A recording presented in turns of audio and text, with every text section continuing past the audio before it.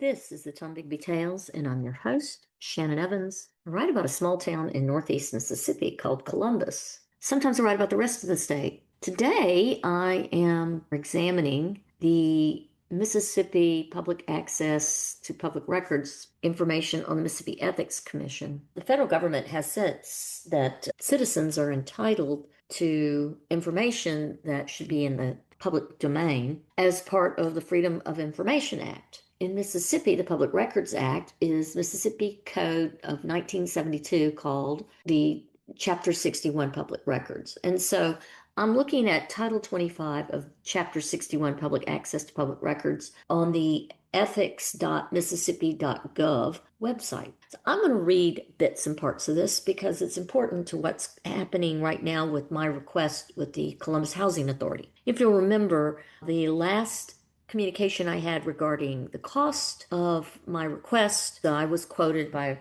Robert Graythree, the executive director of the Columbus Housing Authority, a bill over $7,000, and he stated it would take 3 weeks to gather the information. And the information I asked for is not egregious.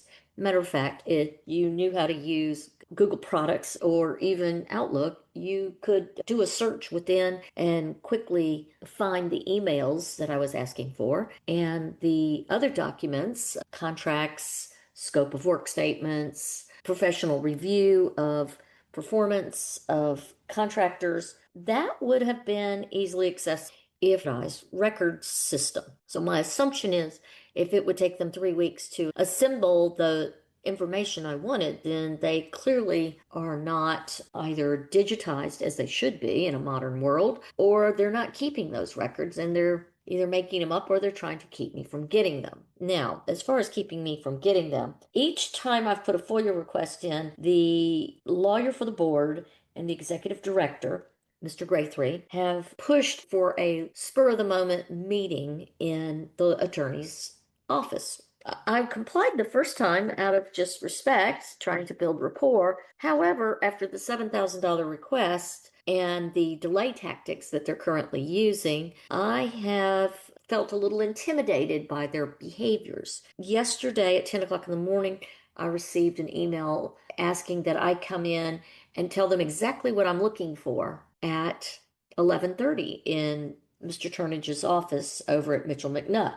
In a FOIA request, I don't have to tell them exactly what I'm looking for, and I don't have to shave down any of what I'm looking for to make it easier for them or to make them happy. For those of you who have never read how public access to public records in Mississippi is governed, I'm going to read a short bit of this. In 2561-1, it is the policy of the legislature that public records must be available for inspection by any person unless otherwise provided by this law. And we'll go into what can't be shared, things like employee records. Providing access to public records is a duty of each public body, and automation of public records must not erode the right of access to these records. As each agency increases its use and dependence on electronic record keeping, each agency must ensure reasonable access to records electronically maintained, subjected to the rules of records retention. It is the policy of this state that public records shall be available for inspection by any person unless otherwise provided by this chapter.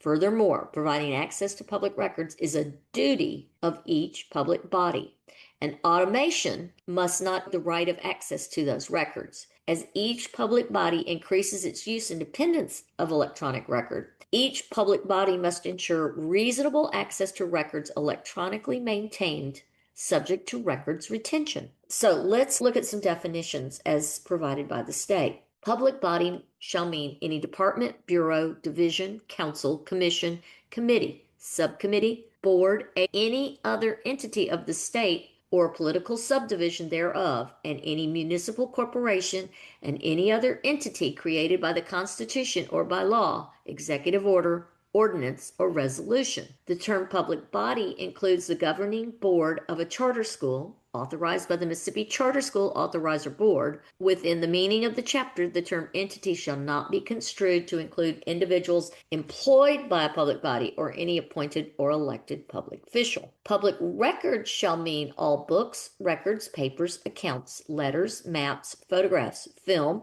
cards, tapes, recordings, or reproductions thereof, and any documentary materials, regardless of physical form or characteristics, having been used, being or prepared, possessed, or retained for use in the conduct, transaction, or performance of any business, transaction, work, duty, or function of any public body, or required to be maintained by any public body. Data processing software means the programs and routines used to employ and control the capabilities of data processing hardware, included but not limited to operating systems, compilers, assemblers, utilities, library routines, maintenance routines, applications, and computer networking programs. Now, I'm going to skip down a bit because some of this doesn't really apply, because we're not talking about the records of law enforcement. Any records that would impede or jeopardize a prosecutor's ability to prosecute an alleged offense. Clearly, that's not what I'm looking at.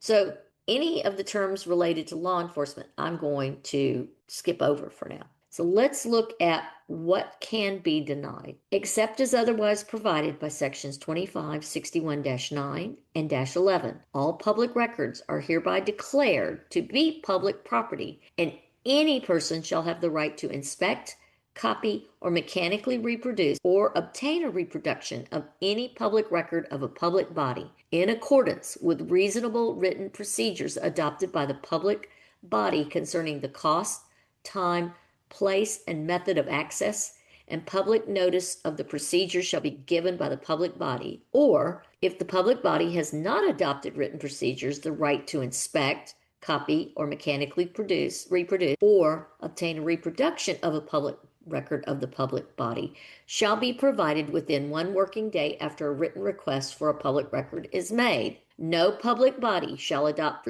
which will authorize the public body to produce or deny production of a public record later than 7 working days from the date of the receipt of the request for the production of the record. Ladies and gentlemen, today is day 9 and I still have nothing. They are clearly in violation of section 2561-9. Their own internal policy, adopted, I believe, in 2012, states that they have 7 working days from the date of the receipt of the request. If a public body is unable to produce a public record by the 7th day after the request is made, the body must provide a written explanation to the person making the request, stating that the record requested will be produced and specified with particularity why the records cannot be produced within the 7 days period, unless there is a mutual agreement of the parties or the information requested is part of ongoing negotiations related to a request for competitive sealed proposals. In no event shall the date for the public body's production of the requested records be any later than 14 working days from the receipt by the public body of the original request.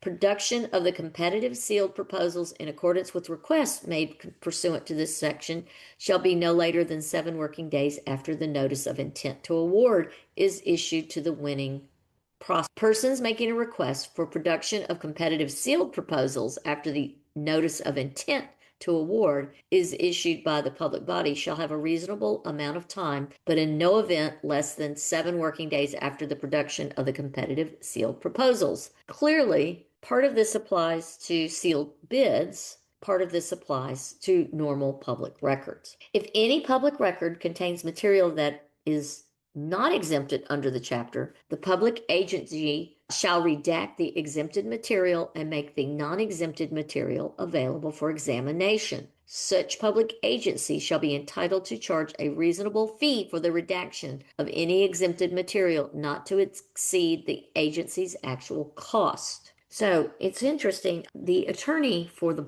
board redacts all of his input and says that's part of his work product, which doesn't meet the requirement of work product And I'll go into that later and read that in detail. 2561-7 deals with the fees related to the cost of creating, acquiring, and producing the materials. 25-61-9 deals with records furnished by third parties. Records furnished to public bodies by third parties which contain trade secrets or confidential commercial or financial information shall not be subject to inspection, examination, copy, or reproduction, but the record shall be released no later than 21 days from the date the third parties are given notice of the public body, unless the third parties have filed in Chancery Court a petition seeking a protective order on or before the expiration of the 21st day. Any party seeking the protective order shall give notice to the party requesting the information in accordance with the Mississippi Rules of Procedure. If any public record which is held to be exempt from disclosure pursuant to this chapter contains material which is not exempt pursuant to this chapter, the public body shall separate the exempt material and make the non-exempt material available for examination or copying, or both, as provided for in this chapter. Trade secrets and confidential commercial and financial information of a proprietary nature developed by a college, a university, or a public hospital under contract with a firm, a business, a partnership, an association, a corporation, or an individual, or other like entity shall not be subject to inspection. I'm not asking for any trade secrets or confidential commercial or financial information of a proprietary nature, and as no college, university, or public hospital is involved, this does not apply. We shall continue on. I'm going to pick up after some things about other bits of waste management and trade secrets that have nothing to do with this request, except for this.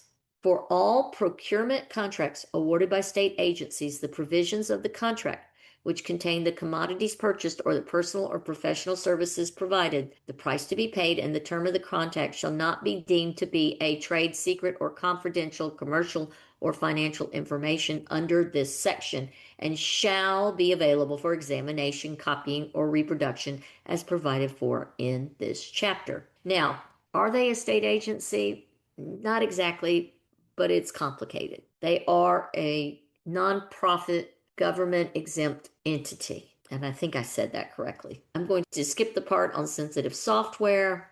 Let's go exempted or privileged records. The provisions of this shall not be construed to conflict with, amend, repeal, or supersede any constitutional law, state or federal statutory law, or decision of a court of this state or the U.S., which at the time of this chapter is effective, or thereafter specifically declares a public record to be confidential or privileged, or provides that a public record shall be exempt from the provisions of this chapter. Now, exempted or privileged records include whether the name, home address, or telephone number, or other private information of anyone who possesses a weapons permit. The other part of this is the other things that are exempt are academic records, appraisal records, archaeological records, attorney work product examination and exemption, and that is defined later. Birth defects registry, Bureau of Vital Statistics, access to records, charitable organizations, registration information. There are some pieces that are exempt. Concealed pistol or revolver's license to carry records, there are some exemptions to that.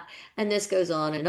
And it talks about what type of personnel files are exempt from examination. And we shall look at those further. The Mississippi Ethics Commission shall have the authority to enforce the provisions of this chapter upon a complaint filed by any person denied the right granted under Section 25-61-5 to inspect or copy public records.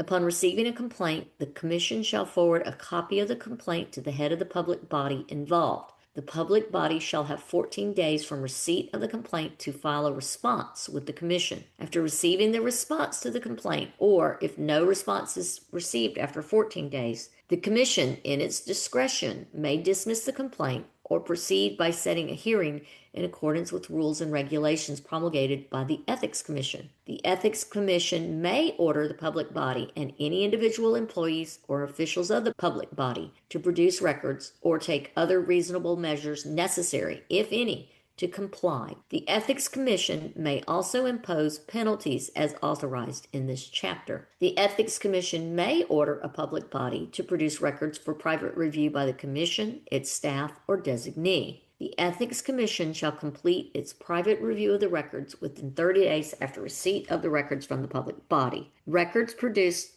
to the Commission for private review shall remain exempt from disclosure under this chapter while in the custody of the Commission. So, any party may petition the Chancery Court of the county in which the public body is located to enforce or appeal any order of this Ethics Commission issued pursuant to this chapter. There are penalties. They're not very stiff. Any person who shall deny to any other person access to any public record which is not exempt, or who charges an unreasonable fee for providing a public record, may be liable civilly in his personal capacity in a sum not to exceed $100 per violation, plus all reasonable expenses incurred by such persons bringing the proceeding. Now, let's look a little bit further into what is exempt from the Mississippi FOIA. Public Records Act, Mississippi 2561-1. What is exempt? Personnel matters, employment applications, individual tax records, academic examination questions, appraisal information concerning the sale or purchase of property for public purposes. Work product of an attorney concerning litigation. Now that's pretty clear. That means not all of an attorney's work product is exempt, just any work product concerning litigation, despite what Mr. Turnage told me in an earlier email. The Mississippi Ethics Commission does have the authority to enforce the provisions of the public records request, and they can follow up based on the complaints filed by any person who's denied their rights to inspect or copy public records. Now, I'm still sitting here waiting. I still don't know what's happening. I informed the president of their board that I felt that the delaying and intimidation tactics by the executive director and by the board attorney were most concerning, and I still have no timeline of when they plan to, or if they even plan to, give me the information that I have requested, nor do I know the amount that they're going to charge, since I actually did try and meet them partway with item number 2 regarding some emails of Mr. Rusty Walker, who is on retainer, who is a contract employee. So here I am waiting, and I don't know what's going to happen next. Today is Thursday, May 29th, day 9. Friday is day 10. Monday is 11. Tuesday's 12. Wednesday's 13. So next Thursday will be 14 days.